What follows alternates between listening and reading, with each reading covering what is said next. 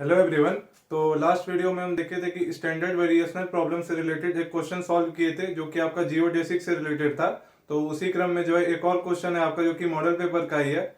तो ये आपका मॉडल पेपर का सेट 2 का क्वेश्चन नंबर 9C है। आपका स्टैंडर्ड वेरिएशनल प्रॉब्लम से रिलेटेड एक और क्वेश्चन है जिसको आपको जो है स्टैंडर्ड वेरिएशनल प्रॉब्लम वाला जो आपका जो यूलर्स फॉर्मूला था या फिर यूलर्स इक्वेशन उसी के फॉर्म से जो है इसको भी हम सॉल्व करेंगे। तो देखिए क्वेश्चन में आपको क्या बोला गया है, find the path on which a particle in the absence of friction will slide from one point to another in the shortest time under the influence of gravity। तो देखिए आप लोग क्वेश्चन पहले ध्यान से पढ़ लीजिए क्योंकि हम इसको पहले इरेज करने वाले हैं क्वेश्चन को, क्योंकि क्वेश्चन को सॉल्व करने के लिए आपको बहुत सारा आपको स्पेस लगेगा और ये थोड़ा सा कॉम्प्लेक्स प्रॉब्लम है। थोड़ा आप लोग ध्यान से सुनते जाइएगा और स्टेप बाय स्टेप फॉलो करते जाइएगा। कहीं भी प्रॉब्लम होगा कोई भी स्टेप समझने में तो आप लोग कमेंट में जो है टाइम स्टैम्प के साथ मेंशन कर सकते हैं। तो देखिए इस क्वेश्चन को कैसे सॉल्व करेंगे हम वो देखेंगे। तो देखिए ये क्वेश्चन जो था आप लोग आई होप लिख लिए होंगे तो इरेज कर दिए, नहीं तो आप लोग मॉडल पेपर डाउनलोड करके वहां से भी आप रेफर कर सकते हैं। तो देखिए इस प्रॉब्लम को जो है बोला जाता है वैसे ब्रेकिस्टोक्रॉन प्रॉब्लम। तो इस प्रॉब्लम का क्या नाम है, इस प्रॉब्लम का नाम है ब्रेकिस्टोक्रॉन प्रॉब्लम। वैसे देखिए वैसे आपका यहाँ पे जो है ये आपका दो वर्ड से मिलकर बना है, ग्रीक वर्ड है ये आपका। ब्रेकिस्टो का मतलब होता है आपका मिनिमम और क्रोनोस का मतलब आपका टाइम होता है। वो जानना जरूरी नहीं है, सिर्फ आपके जो एग्जाम में जो आपको जो है प्रूव करना है या फिर जो भी आपको इक्वेशन लाना है उस कर्व का वो बहुत जरूरी है। तो ये जो है आप लोगों का 1696 में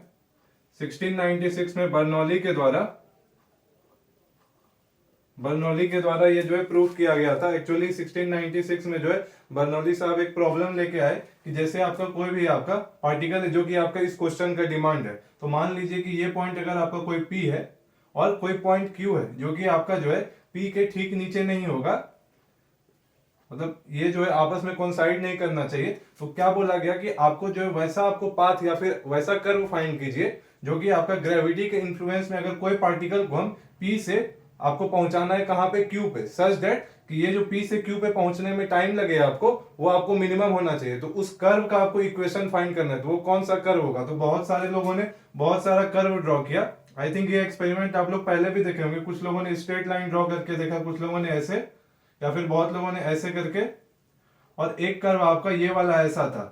तो देखिए जब यहां से जो है यहां पर से कोई आप समझ सकते हैं कोई पार्टिकल मान लीजिए बॉल है, तो ये आपका जो है ये ग्रेविटी के इन्फ्लुएंस में नीचे की ओर जा रहा है। तो जब इसको यहां से अगर लुढ़काया गया तो आप एक इस डायरेक्शन में गया और एक बार इस डायरेक्शन में और एक बार इधर से। तो जब देखिए आपका इधर से गया और इधर से और इस भी डायरेक्शन में, तो इन सब में से सबसे जो मिनिमम टाइम लगा तो इसी डायरेक्शन में ये वाला जो कर्व था, ये वाला कर्व C मान लेते हैं। तो इस कर्व से आपका जो आपको देखने से लग रहा होगा कि ये वाला वैसे तो लेंथ आपका ये ज्यादा बड़ा है इसके कंपैरिजन में, तो ये कैसे पहुंच गया, लेकिन ये एक्सपेरिमेंट के थ्रू प्रूफ किया गया कि इस पाथ के अलोंग जो है सबसे मिनिमम टाइम लगेगा आपका P से Q तक पहुंचने में। तो यही कर्व है, उसी का हम लोग इक्वेशन फाइंड करेंगे। वैसे वो इक्वेशन साइक्लोइड का आता है तो वो भी देखेंगे कि इक्वेशन साइक्लोइड का कैसे आएगा। तो हालांकि ये बर्नौली ने ये प्रॉब्लम जो है बहुत लोगों के सामने रखा और हालांकि दो भाई थे बर्नौली, एक आपका Johann Bernoulli, Jacob Bernoulli. Mainly आपका जो जोहान बर्नौली का जो इनडायरेक्ट फॉर्मूला जो है, जो कि हम लोग अभी law of conservation of energy के थ्रू इसको प्रूव करेंगे, तो उसी के थ्रू वही आप लोगों के सिलेबस में। हालांकि जब ये बर्नौली ने जो है ये प्रॉब्लम बहुत सारे मैथमेटिशियन के सामने रखा तो उसमें बहुत और 6 महीने का टाइम दिया गया कि आप लोगों को इसका सॉल्यूशन फाइंड करना है। तो बहुत सारे मैथमेटिशियन हो गए जैसे कि आपका लेबनिज, एल हॉपिटल और न्यूटन ने भी ये इस क्वेश्चन का सॉल्यूशन एक दिन के अंदर फाइंड कर दिया था। तो हालांकि न्यूटन का आपको सॉल्यूशन नहीं पढ़ना है, जो बर्नौली ने जो मेन आपका इनडायरेक्ट फॉर्मूला के थ्रू जो है इसको सॉल्व किया था। तो कैसे सॉल्व किया था वही जानेंगे, ये तो हिस्टोरिकल बात था उसमें नहीं जाना है। जो कैसे आपका सॉल्व होगा ये आपका ब्रेकिस्टोक्रॉन प्रॉब्लम वो देखते हैं। तो सबसे पहले देखिए आपका कोई पार्टिकल है, देखिए लिखने का काम आप लोगों पे हम छोड़ देते हैं, उसमें आप लोग माहिर है। हम सिर्फ जो है पूरा मैथमेटिकल पार्ट है उसी पे फोकस करेंगे। आप लोग सिर्फ सुनते जाइएगा और जो भी आप लोगों को लगे आप लोग को भी लिखते जाना है। तो देखिए कोई आपका पार्टिकल है, मान लेते हैं आपका ओरिजिन को रेफरेंस पे मान के प्रूव करते हैं। तो ये आपका ओरिजिन पॉइंट O पे है और आपको पता है जस्ट हम कर्व बनाए थे। तो इस कर्व के अलोंग जब आपका जो है इस कर्व के अलोंग पार्टिकल मूव करेगा तो सबसे कम समय में पहुंचेगा, क्योंकि आपको वही मिनिमम टाइम का इक्वेशन निकालना है। तो देखिए ये पॉइंट हम मान लेते हैं Q और ये कुछ भी आप x1 y1 मान सकते हैं। इसका कोऑर्डिनेट हो गया x1 y1, और इसी के अलोंग जो है आपका कोई भी आपका पार्टिकल जो मूव करेगा under the influence of gravity. तो आप कुछ भी जैसे आप जो है इसे कंसीडर कर सकते हैं, consider a particle moving along curve OQ under the influence of gravity. उसके बाद देखिए अब आपको क्या करना है, ये आपका क्या, ये एक आर्क बना रहा है, तो आर्क लेंथ हमको कुछ कंसीडर करना होगा। लेकिन उससे पहले हम क्या करते हैं, उससे पहले हम कोई जनरल पॉइंट मान लेते हैं इस कर्व पे। इस कर्व पे हम कोई पॉइंट मान लेते हैं P x, y। Arc length हम मान लेते हैं S। तो देखिए आपको पता होना चाहिए कि हम क्या क्या कंसीडर किए। OQ बराबर आपका क्या है, S है, यही आपका क्या है, आर्क लेंथ। तो आप लोगों को पूरा वहां पे समझा के लिखना होगा कि क्या आपने कंसीडर किया पूरा। आप जो शुरू में स्टेटमेंट होता है, कोई भी आप प्रूफ करते हैं कोई भी रिजल्ट, तो वो आपको लिखना पड़ेगा। हालांकि आप लोगों की टेक्स्ट बुक में भी है, आप लोगों को अगर नहीं मिलेगा तो हम जो है अलग से सॉल्यूशन बना के इसका PDF डिस्क्रिप्शन में डाल देंगे। अभी सिर्फ मैथमेटिकल पार्ट पे फोकस करते हैं। तो देखिए यहाँ पे अब आपका जो है law of conservation of energy हम अप्लाई करने वाले, जो कि इनडायरेक्ट मेथड से आपका बर्नौली ने सॉल्व किया था। देखिए law of conservation of energy, देखिए पार्टिकल आपका मूव यहाँ से यहाँ तक कर रहा है ग्रेविटी के इन्फ्लुएंस में। तो आपको पता है कि law of conservation of energy क्या कहता है, आप लोग क्लास 11-12 में पढ़े भी हैं कि energy can neither be created nor be destroyed, it remains conserved. तो एनर्जी क्या रहता है, कंजर्व्ड रहता है। आप इसको दूसरे भाषा में कहिए तो आपका जो आपका potential energy plus kinetic energy at point O जो होगा वो आपके किसके इक्वल होना चाहिए, potential energy plus kinetic energy at point P। क्योंकि आपको पता है कि potential energy plus kinetic energy आपका क्या है, टोटल एनर्जी, और एनर्जी आपका create neither be created nor be destroyed, लेकिन वो कंजर्व रहता है। तो इसीलिए आपका उसका वैल्यू आपस में क्या होगा, हमेशा इक्वल होगा। या फिर आप law of conservation of energy को ऐसे भी स्टेट कर सकते हैं कि वर्क डन जो होता है आपका, work done in moving a particle is equal to the change in kinetic energy. तो देखिए वर्क डन इक्वल टू क्या होता है आपको पता है, work done equal to change in kinetic energy. तो देखिए वर्क डन आपका क्या है, वर्क डन आपका आपको पता है वर्क डन इक्वल टू क्या होता है, work done equal to force into displacement. तो देखिए यहाँ पे फोर्स कौन सा लगता है, mg लग रहा हो, ग्रेविटी में आपको जो है ये जा रहा है, फ्रिक्शन की वजह से नहीं बल्कि ग्रेविटी की वजह से पार्टिकल ट्रेवल कर रहा है। तो आपका वर्क डन क्या हो जाएगा, mg इंटू, और देखिए आपको जो है ये डिस्टेंस, आप इस डिस्टेंस को आप y कंसीडर कर लीजिए। तो आपको पता है वर्क डन आपका क्या हो जाएगा, mgy इक्वल टू, और आपका चेंज इन काइनेटिक एनर्जी। तो चेंज इन काइनेटिक एनर्जी करने का मतलब है कि kinetic energy at point P minus kinetic energy at point O। तो kinetic energy at point P आपका क्या हो जाएगा, देखिए अभी ये मूव कर रहा है, तो अभी ये मूव कर रहा है तो इसका कुछ वेलोसिटी होगा, इस पार्टिकल का कोई मास है, तो मास हम m कंसीडर किए, m आपका क्या है, मास है। तो ऐसे आप लोगों को लिखते भी जाना है शुरू में कि क्या क्या आपने कंसीडर किया। तो देखिए mgy इक्वल टू क्या हो जाएगा, आपको पता है काइनेटिक एनर्जी का फॉर्मूला हाफ mv²। ये बताने का जरूरत नहीं है काइनेटिक एनर्जी का फॉर्मूला कहां से आया, आई थिंक आप लोगों को पता होगा। माइनस देखिए चेंज इन काइनेटिक एनर्जी लिखें, तो ये आपका क्या है, kinetic energy at point P। लेकिन जब पॉइंट O पे आपका पार्टिकल था तो वो क्या था, रेस्ट में था। तो रेस्ट में था तो आपका काइनेटिक एनर्जी क्या हो जाता है, 0। तो देखिए यहां से जो है आपका, यहां से आपका क्या आ जाएगा, v आपका क्या है, वेलोसिटी। तो v इक्वल टू यहां से देखिए ये वाला m और ये वाला m आपस में कैंसिल हो जाएगा, और v इक्वल टू यहां से आपका आ जाएगा √2gy। और देखिए आप लोगों को पता है काइनेमेटिक्स में आप लोग पढ़े होंगे कि v इक्वल टू जो होता है आप लोगों का ds/dt। आई थिंक ये भी बताने का जरूरत नहीं है। तो ds/dt इक्वल टू क्या हो जाएगा, √2gy। तो ये आ गया आपका, एक रिलेशन आ गया ये। तो आपको बस स्टेप बाय स्टेप समझते जाना है, आपको डायग्राम ड्रॉ करना है, जो जो कंसीडर किए वो लिखना है। Law of conservation of energy apply किए, वेलोसिटी का आपका इक्वेशन आ गया √2gy। अब इसके बाद देखते हैं, भैया हम इसको इरेज करने जा रहे हैं डायग्राम को, तो इसके बाद देखते हैं कि अब हम क्या करेंगे और कैसे सॉल्यूशन की तरफ पहुंचते हैं। तो देखिए ये आ गया आपका क्या, किसका इक्वेशन, वेलोसिटी का। और आपको क्या फाइंड करना है, आपको पता है कि उस कर्व के अलोंग क्या था आपका, टाइम मिनिमम था। करने का मतलब मिनिमम टाइम में जो है आपका, वो आपका पार्टिकल O से जो है आपका Q तक पहुंच रहा था। तो वही टाइम आप लोगों को T आपका क्या हो जाएगा, T equal to integral of, और आपका पॉइंट क्या था, पॉइंट था आपका O से P या फिर O से Q, जो कहिए आप, O से Q था आपका। अभी हम डायग्राम इरेज कर दिए, तो T जो आपका टोटल टाइम होगा जो कि पार्टिकल को मूव करने में, वो क्या लगेगा, इंटीग्रल जीरो नहीं है, पॉइंट O to Q, और ये टाइम dt। अब देखिए यही आपका dt स्मॉल टाइम है, इसी को आप इंटीग्रेट कर दीजिए वो कर्व के ऊपर में, तो आपका यहाँ से टोटल टाइम निकल जाएगा, जो कि आपका मिनिमम टाइम है। और मिनिमम टाइम पॉइंट O से पॉइंट Q तक पहुंचने के लिए, क्योंकि उसी कर्व के अलोंग आपका टाइम क्या होता है, मिनिमम होता है, वो प्रूफ किया गया है। तो देखिए अब जो है यहाँ से देखिए आपका जो है v इक्वल टू क्या है, v इक्वल टू होता है ds बाई dt। तो यहां से हम dt इक्वल टू देखिए, dt इक्वल टू हम क्या लिख सकते हैं, dt equal to ds by v, ऐसा हम लिख सकते हैं। तो यहां से आपका ये क्या हो जाएगा, इंटीग्रल ds बाय v। अब देखिए v का आपका क्या इक्वेशन आया है, अंडर रूट 2gy। तो एक एक करके आप स्टेप बाय स्टेप समझते जाइए। dt के जगह पे ds बाय v रखे, अब v के जगह पे हम क्या लिख सकते हैं, अंडर रूट 2gy, या यहां से भी आप लिख सकते थे dt equal to ds by under root 2gy। तो ये आपका क्या आ जाएगा, integral ds by under root 2gy। आपको बस स्टेप बाय स्टेप यहां पे समझते जाना है। उसके बाद देखिए, और ये आपका अलोंग कर्व सी था, कर्व सी आप कंसीडर कर सकते हैं, या फिर पॉइंट तो आपने मेंशन किया ही है O2Q। अब देखिए इसके बाद हम क्या करने जा रहे हैं, थोड़ा सा आप ध्यान दीजिएगा। तो इसको हम जो है integral over the given curve, और इसको देखिए हम क्या लिख सकते हैं, 1 by under root 2gy into ds by dx into dx। तो देखिए इस दोनों स्टेप में कोई फर्क नहीं है, सिर्फ हम यहाँ पे dx से मल्टीप्लाई भी किए और dx से डिवाइड भी किए, क्योंकि ये दोनों आपस में कैंसिल हो जाएगा और आपका ये पिछला वाला ही टर्म दे रहा होगा, तो कोई फर्क नहीं पड़ने वाला। अब देखिए आपको पता है कि s आपका क्या था, आर्क लेंथ था। तो आई थिंक आप लोगों को एक फॉर्मूला हम पहले बताए थे, तो यहाँ पे आपको वो रिजल्ट डायरेक्ट इस्तेमाल करना है कि ds जो होता है आपका वो क्या होता है, under root dx square plus dy square. और यहां से अगर आप dx कॉमन ले लें तो आपका क्या बचता है, under root 1 plus dy by dx का होल स्क्वायर, ये आ जाता है। और ये आप यहां से ds बाई dx, तो ds by dx equal to आप क्या लिख सकते हैं, ये dx आपका इधर LHS में आ गया, तो ये आपका क्या हो जाता है, अंडर रूट 1 प्लस, और आपको पता है dy बाई dx को हम y डैश भी लिख सकते हैं, तो 1 प्लस y डैश का होल स्क्वायर।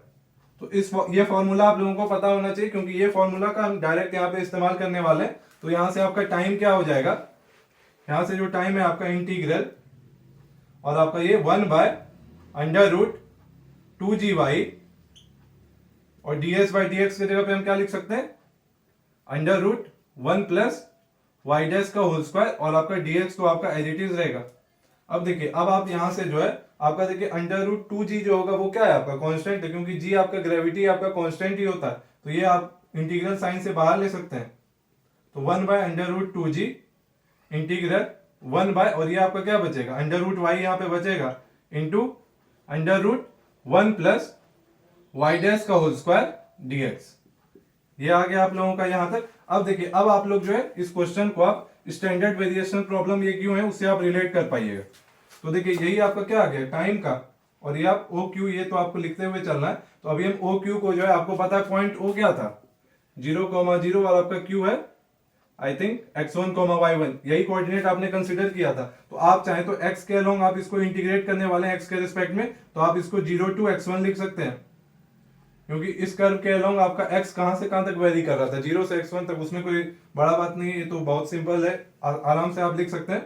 तो देखिए अब जो है, अब आप इसको जो स्टैंडर्ड वेरिएशन प्रॉब्लम क्यों बोलते हैं, देखिए आपका वहां पे जब आप वायलर्स इक्वेशन पढ़े थे तो वहां पे आपका क्या था, इंटीग्रल था I equal to integral x1 to x2 f of x, y dash dx। इसी को आपको क्या करना रहता था, इसी को आप लोगों को एक्सट्रीमम, ये अगर एक्सट्रीमम होता था तो उसके लिए कंडीशन क्या होता था, डो f बाई डो y minus d by dx of डो f बाई डो y डैश इक्वल टू 0। यही होता था आपका वायलर्स इक्वेशन। तो देखिए यहाँ पे भी आपका क्या है, यहाँ पे ये आपका इंटीग्रल है, जैसे यहाँ पे ये आई था तो यहाँ पे ये टी है, लेकिन टी को भी आपको क्या करना है, मिनिमम। आप लोगों को बोले अभी हम कि वो मिनिमम टाइम लगता है, तो एक्सट्रीमम का भी मतलब वही होता है, मिनिमम हो चाहे या फिर मैक्सिमम हो, तो आपको टाइम को मिनिमम करना है। तो आप यहाँ से अब आप इसको कंपेयर कर सकते हैं। अब देखिए, या फिर आप इससे पहले जो क्वेश्चन सॉल्व किए थे आप, तो वहां पे आप लोगों का क्या रहता था, ये जो है आपका फंक्शनल का इक्वेशन पहले से गिवन होता था, और आप लोगों को बोला जाता था कि सॉल्यूशन फाइंड करने के लिए ऑयलर्स इक्वेशन की हेल्प से, तो आप y या x के फॉर्म में जो है आप इक्वेशन लाते थे।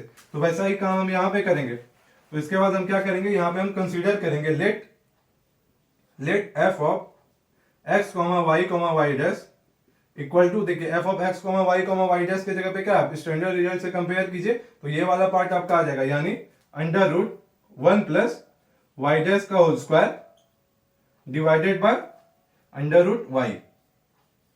अब देखिए, अब जो है एक और रिजल्ट हम यहाँ पे बताने वाले हैं। तो देखिए, अब जो आप ये फंक्शनल पे ध्यान दीजिए, तो इसका आरएचएस वाला पार्ट में देखिए, आरएचएस वाला पार्ट में आपका एक्स का कोई भी टर्म नहीं है, यानी ये क्या है, इंडिपेंडेंट है। तो आप क्या लिख सकते हैं, which is independent of x. तो देखिए x आपका इसके आरएचएस वाले पार्ट में नहीं है। तो अगर आपका जो है ये रिजल्ट हम यहाँ पे डायरेक्ट यहाँ पे हम इस्तेमाल करने जा रहे हैं। तो अगर आपका जो है फंक्शनल में जो है अगर आपका x वाला पार्ट ना हो, कहने का मतलब है कि इंडिपेंडेंट ऑफ x हो, तो आपका ऑयलर्स इक्वेशन क्या होता था, डो F by dough Y minus D by D X of डो F by dough Y dash equal to zero. ये इक्वेशन रहता था। लेकिन अगर आपका x अगर है ही नहीं इसमें, तो इसी इक्वेशन को हम डायरेक्ट यहाँ पे रिजल्ट लिखने जा रहे हैं। वो प्रूफ कहां से आया वो अभी फिलहाल जानना जरूरी नहीं है, आप लोग को भी डायरेक्ट ही इस्तेमाल करना है। तो आपका क्या हो जाता है, f माइनस, अगर इंडिपेंडेंट ऑफ x है तो ऐसा आता है, तो ये हो जाता है आपका f minus Y dash into डो F by dough Y dash equal to constant. इसको भी आप लोग ऑयलर्स इक्वेशन ही कह सकते हैं, जब आपका जो है फंक्शनल इंडिपेंडेंट ऑफ एक्स हो। तो इसी इक्वेशन का हम यहाँ पे हेल्प लेंगे और इसी के थ्रू हम इसको सॉल्व करेंगे। तो देखिए, आपका एफ क्या है, ये वाला पार्ट आप एज इट इज उतार दीजिए यहाँ पे, यानी under root 1 plus Y dash का whole square divided by under root Y minus Y dash into, अब देखिए do F by dough Y dash आप लोगों को फाइंड करना है। तो देखिए, आपका f आपका ये वाला टर्म है, तो डो F by dough Y dash find करना है, यानी partial derivative with respect to Y dash. तो आपका अंडर रूट वाई यहाँ पे क्या होगा, कांस्टेंट होगा, तो 1 बाय अंडर रूट वाई आप इसको एज इट इज रहने दीजिए। इसके बाद आपको क्या करना है, ये वाला न्यूमरेटर में वाई डैश वाला टर्म है, तो न्यूमरेटर में under root 1 plus Y dash का होल स्क्वायर, इसी को आप लोगों को डिफरेंशिएट करना है। तो ये आपका क्या हो जाएगा, अंडर रूट का क्या हो जाता है 1 बाय 2 अंडर रूट जो आपका क्वांटिटी है, यानी 1 प्लस वाई डैश का होल स्क्वायर, और इसके बाद वाई डैश का होल स्क्वायर का भी होगा आपका वाई डैश के रिस्पेक्ट में, चेन रूल आप लोगों ने पढ़ा है। तो वाई डैश का होल स्क्वायर का क्या हो जाएगा, डिफरेंशिएशन 2 वाई डैश। तो ये हो गया आप लोगों का। अब आप इसी को सिंप्लीफाई कर दीजिए, और ये इक्वल टू क्या है, देखिए इक्वल टू कांस्टेंट है, तो हम मान लेते हैं c कोई कांस्टेंट है, तो मान लेते हैं c आपका कोई कांस्टेंट है, तो ये इक्वल टू क्या है आपका c।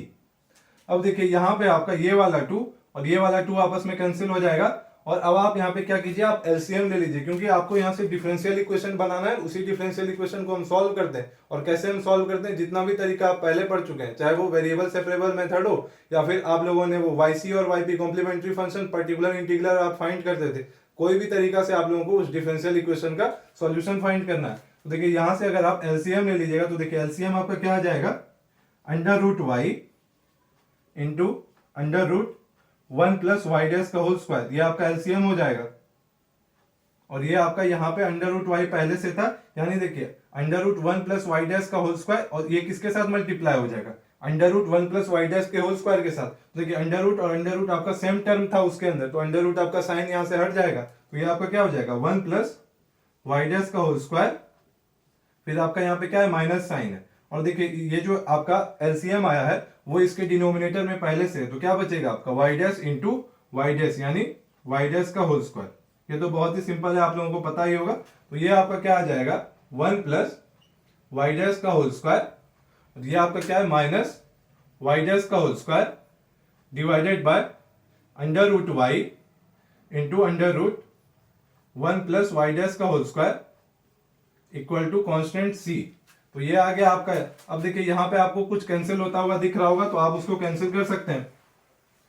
तो देखिए, यहां से आपका आई थिंक ये वाई डैश का होल स्क्वायर और माइनस वाई डैश का होल स्क्वायर कैंसिल हो जाएगा, तो आपका क्या बचेगा 1 by under root Y into under root 1 plus Y dash का whole square equal to constant c। तो आप यहां से क्या कर सकते हैं, यहां से आप लिख सकते हैं under root Y into under root 1 plus Y dash का whole square equal to 1 by C. तो देखिए, अब यहाँ पे अंडर रूट है, तो आप इसको इजीली आप सॉल्व नहीं कर सकते हैं इस डिफरेंशियल इक्वेशन को। तो अब आप क्या कर सकते हैं, स्क्वायरिंग बोथ साइड करके आप इसको स्टैंडर्ड फॉर्म में ला सकते हैं। तो जब आपको ऐसे एग्जाम में भी मेंशन करना होगा स्क्वायरिंग बोथ साइड्स, तो आपका क्या हो जाएगा, ये y into 1 plus Y dash का whole square equal to 1 by C square, क्योंकि 1 का स्क्वायर 1 हो गया और c का स्क्वायर आप c का स्क्वायर ही होगा। तो देखिए, आपका c आपका क्या था, कांस्टेंट था, तो 1 बाई सी स्क्वायर भी आपका क्या होगा, एक कांस्टेंट ही होगा। तो थोड़ा सा अच्छा दिखने के लिए हम इसको क्या कंसीडर कर लेते हैं, मान लेते हैं ये a है आपका। तो देखिए, अब यहां से आपका ये डिफरेंशियल इक्वेशन इसको सॉल्व करना अब आपका आसान हो जाएगा। देखिए यहां से आप 1 प्लस वाई डैश का होल स्क्वायर, ये आपका क्या आ जाएगा, ये देखिए आपका आरएचएस में क्या है, ए है, और ये जो है आपका y मल्टीप्लाई था इस टर्म के साथ, तो इसको आप आरएचएस में भेजिए तो आपका क्या हो जाएगा, a बाय वाई। तो यहां से आपका y डैश का होल स्क्वायर क्या आ जाएगा, y डैश का whole square equal to a by Y, और ये 1 को उधर भेज दिए तो a बाय वाई माइनस 1 यानी a minus Y by Y. और यहां से आप क्या लिख सकते हैं, देखिए यहां से आप y डैश इक्वल टू, ये होल स्क्वायर था तो आपका अंडर रूट हो जाएगा, under root a minus Y by Y. अब देखिए y डैश क्या है, आपको पता है y डैश आपका क्या है, dy बाई dx। तो यहां से आप क्या लिख सकते हैं, अब आप इसको इजीली वेरिएबल सेपरेबल मेथड से सॉल्व कर सकते हैं। तो क्या आ गया आपका dy by dx equal to under root a minus Y by Y. अब देखिए अब आप यहां से वेरिएबल सेपरेट कीजिए, तो ये जो है आपका, इसमें पूरा का पूरा आपका क्या है, y वाला टर्म है, तो ये वेरिएबल सेपरेबल मेथड क्या करता है, y वाला टर्म है तो उसको आप y के साथ भेज दीजिएगा यानी dy के साथ, और आपका अगर x वाला टर्म है तो उसको आप dx के साथ कर दीजिए। तो यहां से आपका ये क्या हो जाएगा, देखिए ये वाला आपका जब LHS में जाएगा तो ये आपका इंटरचेंज हो जाएगा, कहने का मतलब है न्यूमरेटर में y चला जाएगा और डिनोमिनेटर में a माइनस वाई आ जाएगा, यानी हम इसको क्या लिख सकते हैं, under root y by a minus Y D Y equal to, ये क्या हो जाएगा आपका dx। अब देखिए अब ये वेरिएबल सेपरेट हो चुका है, इसके बाद आपको पता है क्या करना है, इंटीग्रेट। अब आप क्या करेंगे, इंटीग्रेटिंग बोथ साइड्स। देखिए हम यहाँ पे शॉर्ट फॉर्म में लिख दे रहे हैं, लेकिन एग्जाम में कभी भी आप लोगों को कोई भी शॉर्ट फॉर्म में कुछ नहीं लिखना चाहिए, आप लोगों को कंप्लीट लिखना है कि इंटीग्रेटिंग बोथ साइड्स।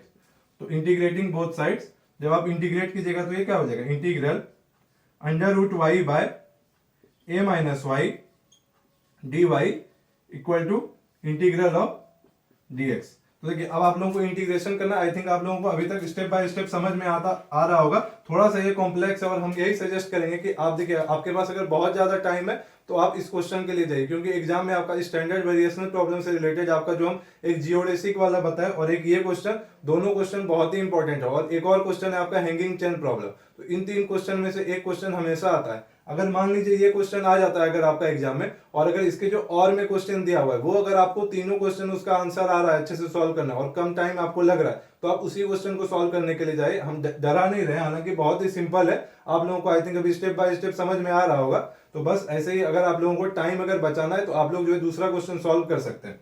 तो ये आपका आ गया। अब देखिए इसको इंटीग्रेट करने के लिए आई थिंक क्लास 12 में आप लोगों को कुछ स्टैंडर्ड सब्स्टिट्यूशन मेथड बताया गया होगा। तो देखिए यहाँ पे अगर आपका ऐसा फॉर्म बन रहा है तो आप लोगों को पता है कि y इक्वल टू आपको यहाँ पे क्या रखना होगा, पुट y इक्वल टू, अब देखिए अब आपको जो है ट्रिग्नोमेट्री का कुछ फॉर्मूला पता है कि sine square theta plus cos square theta equal to 1 होता है। तो देखिए जब आपका जो है 1 माइनस कॉस स्क्वायर थीटा या फिर 1 माइनस साइन स्क्वायर थीटा का फॉर्म बनाया जा सकता है, तो आप पता है कि ऐसे केस में आपको y इक्वल टू आप कुछ ऐसा कुछ रख सकते हैं, ए साइन स्क्वायर थीटा बाई 2 या फिर ए साइन स्क्वायर थीटा या फिर ए कॉस स्क्वायर थीटा बाई 2 या ए कॉस स्क्वायर थीटा, आप कुछ भी रख के आप इसको आराम से सॉल्व कर सकते हैं। तो हम मान लेते हैं कि put y equal to A sine square theta by 2। तो देखिए आप चाहे तो ए साइन स्क्वायर थीटा भी रखिएगा तो भी सॉल्व हो जाएगा, हम ए साइन स्क्वायर थीटा बाई 2 रख रहे हैं। तो देखिए आपका यहां से dy आपका क्या हो जाएगा, y के जगह पे आप ये रखे तो dy भी आपका चेंज होगा, तो dy इक्वल टू क्या हो जाएगा, पहले तो a आपका एज इट इज रहा, फिर देखिए साइन स्क्वायर थीटा बाई 2, तो पहले ये स्क्वायर था तो इसका क्या हो जाएगा 2 साइन थीटा बाई 2। अब देखिए अब साइन थीटा बाई 2 का भी डिफरेंशिएशन होगा तो क्या हो जाएगा कॉस थीटा बाई 2 इंटू, और आपका देखिए जब थीटा बाई 2 का भी होगा तो क्या हो जाएगा 1 बाई 2 और इंटू क्या हो जाएगा इंटू डी थीटा, तो इसके बाद आपका डी थीटा भी मल्टीप्लाई होगा, हम इसको नीचे लिख दिए। तो ये आपका क्या आ गया इंटीग्रल अंडर रूट, और y के जगह पे हम क्या रखे a sine square theta by 2 divided by A minus a sine square theta by 2, और उसके बाद dy के जगह पे आपका क्या आ जाएगा 2a sign theta by 2 cos theta by 2 into 1 by 2 cos theta by 2 into 1 by 2 into D theta, ये आ गया आप लोगों का। और आरएचएस में देखिए आरएचएस में जो है आपका आरएचएस में आपका क्या है dx, तो ये तो आपका x आ जाएगा, और यहाँ पे आप लोग एक और कांस्टेंट ऑफ इंटीग्रेशन लगाते हैं, तो कांस्टेंट ऑफ इंटीग्रेशन मान लेते हैं आप लोगों का क्या है b आपका कोई कांस्टेंट है, ऐसा मान लेते हैं, क्योंकि a आप ऑलरेडी कंसीडर कर चुके हैं, c भी आपने कंसीडर किया था। तो देखिए अब यहाँ से आपका जो है अब ये इजीली इंटीग्रेट हो जाएगा। कुछ कुछ आपको यहाँ पे सिंप्लीफाई होता हुआ दिख रहा होगा, जैसे कि ये वाला 2 और ये वाला 2 पहले तो आपका कैंसिल हो जाएगा। उसके बाद देखिए आप यहाँ से अगेन आप यहाँ से अगर डिनोमिनेटर वाले पार्ट में a कॉमन ले लें तो देखते हैं क्या होता है। तो अगर आप a कॉमन ले लीजिएगा तो क्या बचेगा, 1 minus sine square theta by 2, और ये आपका इधर क्या है, a sine theta by 2 into cos theta by 2 into D theta equal to X plus B, जहां पे आपका b कोई कांस्टेंट है। तो देखिए यहां से आपको पता है कि 1 minus sine square theta by 2 क्या हो जाएगा, कॉस स्क्वायर थीटा बाई 2, और ये वाला a और ये वाला a आप कैंसिल कर सकते हैं। और देखिए न्यूमरेटर में क्या है, साइन स्क्वायर, और डिनोमिनेटर में भी क्या आएगा, कॉस स्क्वायर, और अंडर रूट लगा हुआ, यानी आप अंडर रूट साइन हटा सकते हैं। कहने का मतलब ये आपका क्या आ जाएगा, साइन थीटा बाई 2, और डिनोमिनेटर में क्या है आपका कॉस थीटा बाई 2 इंटू, और a चाहे तो आप यहीं पे बाहर कर लीजिए क्योंकि ये कांस्टेंट है। तो ये आपका क्या बचा, sign theta by 2 into cos theta by 2 into D theta, और यहां से आप ये कॉस थीटा बाई 2 और ये कॉस थीटा बाई 2 कैंसिल हो जाएगा, और बचेगा क्या, और ये इक्वल टू क्या है आप लोगों का x प्लस बी।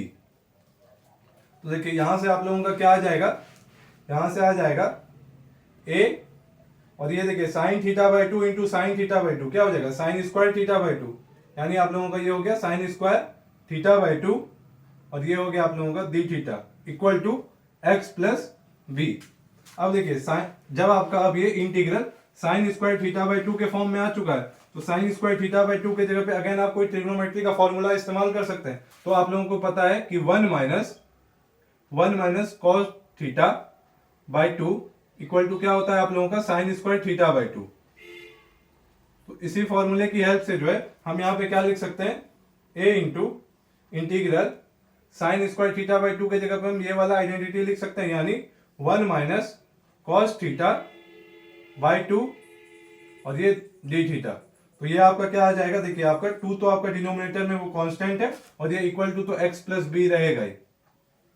तो देखिए ये आपका क्या हो जाएगा, a बाई 2, और इसको आप इंटीग्रेट कीजिएगा तो 1 माइनस कॉस थीटा का इंटीग्रेशन डी थीटा के रिस्पेक्ट में क्या हो जाएगा, थीटा माइनस और कॉस थीटा का क्या हो जाएगा, साइन थीटा, और यही आपका ये किसके इक्वल है, ये x प्लस बी के इक्वल है। तो ये आप लोगों का इक्वेशन आ चुका है। अब देखिए अगेन आप जो है यहां से आप चाहें तो ये वाला b जो आपका कांस्टेंट था आप एलिमिनेट कर सकते हैं। वो कैसे हम बताते हैं, तो देखिए आप जो एक कर्व जो शुरू में ड्रॉ किए थे, तो आपने ओरिजिन को रेफरेंस माना था, और यहां से आप ऐसे कर्व ड्रॉ किए थे, यानी जो ओरिजिन था, कहने का मतलब है 0,0 ये आपका कर्व पे ही लाई कर रहा था। तो कर्व पे अगर लाई कर रहा था कोई पॉइंट, तो वो कर्व का इक्वेशन को भी सेटिस्फाई करना चाहिए। तो यही आपका कर्व का इक्वेशन ही ये आया है सॉल्व हो करके, यानी 0,0 जो है कर्व पे लाई कर रहा है, यानी हम x के जगह पे 0 और y के जगह पे 0 रख सकते हैं। तो देखिए 0,0 लाई कर रहा है, तो x के जगह पे हम 0 रख सकते हैं और y के जगह पे 0।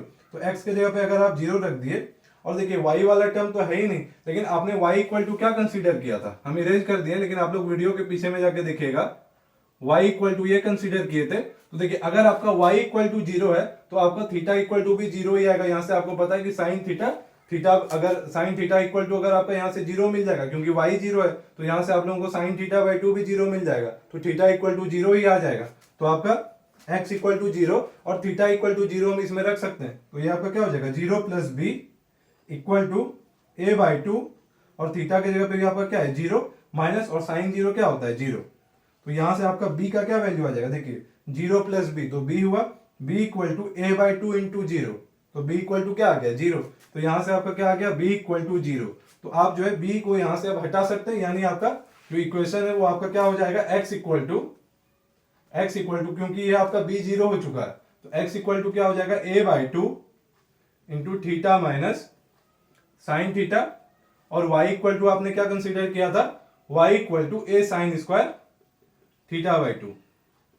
तो देखिए अगेन आप साइन स्क्वायर थीटा बाई 2 को आप क्या लिख सकते हैं, 1 माइनस कॉस थीटा बाई 2। तो यहां से आपका y इक्वल टू क्या हो जाएगा, a into 1 minus cos theta by 2। आप चाहें तो ये वाला 2 आप यहां पे भी कर सकते हैं एक जैसा दिखाने के लिए। तो ये हो गया आप लोगों का 1 माइनस कॉस थीटा। तो ये आपका क्या है, यही आपका जो है ये साइक्लॉइड का इक्वेशन होता है। फिलहाल आप लोगों को ये ज्यादा जानने का जरूरत नहीं कि साइक्लॉइड क्या होता है। तो यही जो है आपका ये x equal to x equal to हम फाइनल आंसर लिख दे रहे हैं, तो x इक्वल टू आप अगेन जो है आपका a क्या है, कांस्टेंट है, और a को आप 2 से डिवाइड कीजिएगा तो वो भी कांस्टेंट होगा, तो इसको आप k मान लीजिए। तो ये आपका क्या है, let a by 2 equal to k, जहां पे आपका k आपका क्या है, कोई कांस्टेंट है, तो x इक्वल टू आपका क्या आ जाएगा, x equal to k into theta minus sine theta, और यहां से आप लोगों का y इक्वल टू क्या आ गया, y इक्वल टू, और a बाई 2 की जगह पे k कर दीजिए, k into 1 minus cos theta. तो यही क्या था आपका उस कर्व का इक्वेशन, जिसके अलोंग जब वो पार्टिकल आपका ग्रेविटी के इन्फ्लुएंस में अगर आपका वो मूव करेगा तो मिनिमम टाइम लगेगा, तो उसी कर्व का इक्वेशन एक साइक्लॉइड आता है। तो उस क्वेश्चन को घुमा के ऐसे भी कह सकता था कि प्रूव करने के लिए कि वो जो कर्व होगा वो एक साइक्लॉइड होना चाहिए। तो आप लोगों को कंफ्यूज नहीं होना, आप लोगों को यही रिजल्ट आप लोगों को प्रूव करके लाना है। तो इस वीडियो को यहीं तक रहने देते हैं, नेक्स्ट वीडियो में आपका जो है वायलर्स इक्वेशन का डेरिवेशन अभी बचा रह गया था, तो वो भी देखेंगे। Thank you.